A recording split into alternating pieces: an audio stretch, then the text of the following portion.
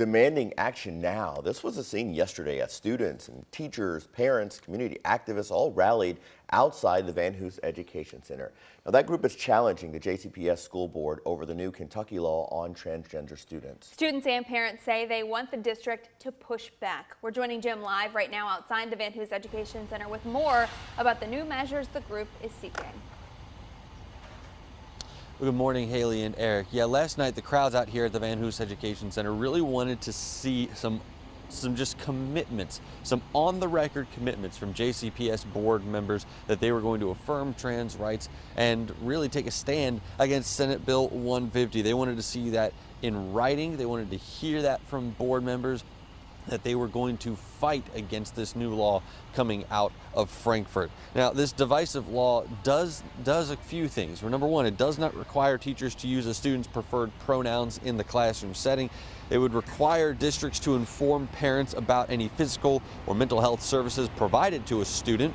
And it stops schools from having discussions about sexual orientation and gender identity. Those are just a few of the things contained in that new law. Now, supporters of the law call it a parental rights bill, while opponents say it is a clear discrimination against trans students under the guise of expanding parental rights. And that's what brought crowds out here last night. Teachers, students, parents, activists, all out here pushing for Kentucky's largest school district to take a stand against Frankfurt. Trans students add to the culture of my classroom every day, to a culture of inclusivity and belonging. And I'm just so happy they're there, and I don't want them to think that they're not welcome. Instead of affirming and empowering children, teachers would be at best silenced and at worst given a protected right to harm children. We can't accept that. Now, the board was not set to discuss trans rights during this meeting, although it did take up a bit of that during the public discussion portion. Now, Superintendent Dr. Marty Polio did say that it's the board's responsibility to protect all JCPS students and employees, but really the district is kind of in a tough position right here when it comes to the demands from these ralliers and also making sure they're in compliance with state law. I mean, it is a law at this point. There's not a whole lot that they can do about it, but coming up in the next half hour, I will talk a little bit about what Dr. Marty Polio had to say about Senate Bill 150, how they're going to be implementing that, and how they're going to be trying to toe that line. All that coming up in just a little bit. Haley, Eric? Thanks so much. We have a deeper dive into the legislation, including its ban on gender-affirming medical care for trans youth. It's on WHAS11.com. The man accused of killing a Scott County Sheriff's deputy during a traffic stop will face a judge today. Police arrested 45-year-old Stephen Shang for the death of Deputy Caleb Connolly. Lexington police say after the shooting, Shang drove into a neighborhood, pointed his gun at a homeowner, then stole their van. Investigators say he then went to a Lexington bar, shot another person, and took their car. He was later arrested at a home in a Lexington neighborhood. He's charged with assault and robbery. Reports show that he is expected to be charged with murder of a police officer when he appears in court today at 1. In Georgetown, hundreds of cars and local residents lined the streets to honor the fallen deputy. The procession followed his body's journey from the hospital to the Ware Funeral Home in his hometown of Cynthiana, just about 30 minutes away. Deputy Conley was only 35 years old when his life was tragically ended after pulling over Shang on I-75. Grace McKenna has more on the first-hand view of community support and outpouring for this deputy and his family.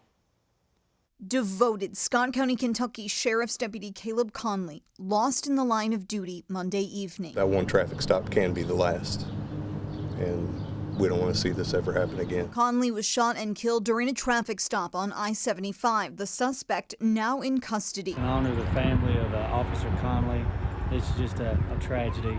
Should have never happened. Tuesday, police cars and community members lined the roads Conley protected to bring him home. He had tried forever to be a police officer. It was his dream. Conley had been honored and awarded during his 4-year tenure in Scott County. Lieutenant Tuan Creer says Harrison County felt his commitment too. When he became a police officer, his whole goal in life was to make it better for the children in the future. Conley leaves behind a wife and children on the minds of those who watched the procession with their own kids. Pay respects to his family to let them know that we are thankful for the sacrifice that they've made and the sacrifice that the sheriff's office made. Tuesday, the Scott County Sheriff's Office released this GoFundMe, a way to help Conley's family.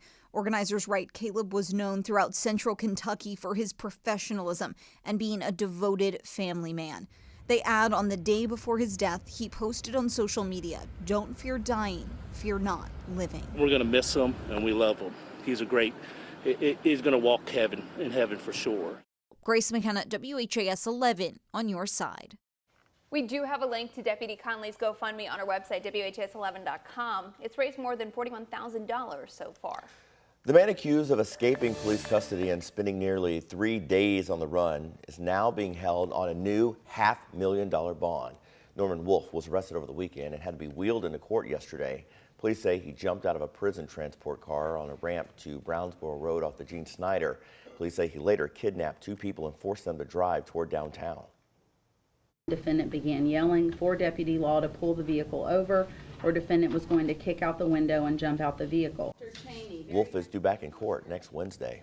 A fundraiser is raising money for the Kentucky Humane Society in honor of the late Hall of Fame coach Denny Crum. According to the Humane Society, Crum was a dog lover, and he and his wife Susan had as many as 5 dogs at their home. He was also a big supporter of the organization, so to honor that, philanthropist Patty Swope will match all donations made to the Kentucky Humane Society up to $10,000 by May 29th. If you'd like to donate, we've got a link for you on WHAS11.com.